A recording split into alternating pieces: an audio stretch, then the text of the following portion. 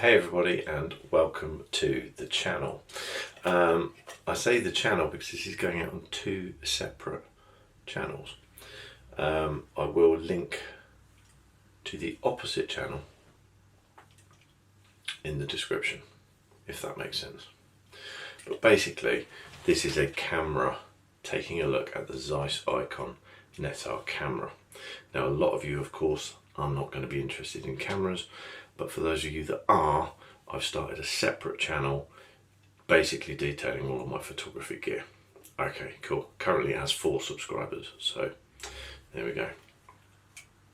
Now, I don't normally do camera reviews, but I've been unwell, and normally I like to be out and about and talking more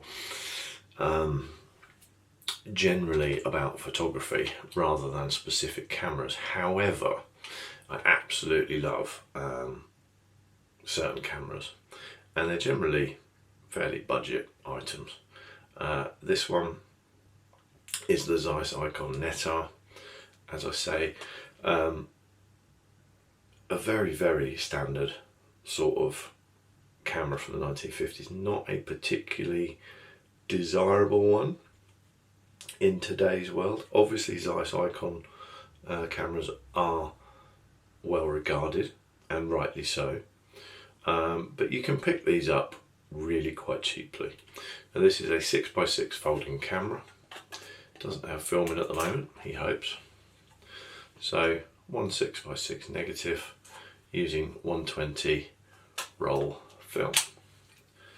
On this particular example, I have bulb shutter, bulb option for shutter speed for long exposures with a cable release, and I have a 10th of a second, a 25th, a 50th, 100 and 200th of a second. So not a massive range of shutter speeds, but the great thing about this is often these older cameras, the slower shutter speeds, there is a separate mechanism within the shutter that retards the timing, and that's the one that often comes up. But of course, this camera, with its lowest general shutter speed being a 10th of a second, it doesn't have that. So these shutter speeds are actually really, really bang on. If I go to a 10th of a second, and I have to sort of fake wind it on to get it to prime the, I mean, that's brilliant.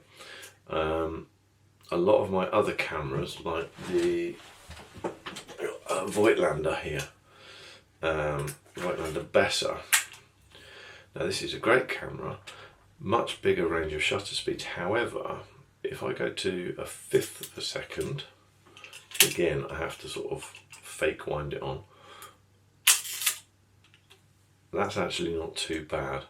Half a second, fake wind it on again. It's more like a second from memory. There you go, you can hear that struggling through. And a second, well, that can last for hours. Let's just give it a go. Yeah, I'm gonna have to help that just to get it to finish. There we go.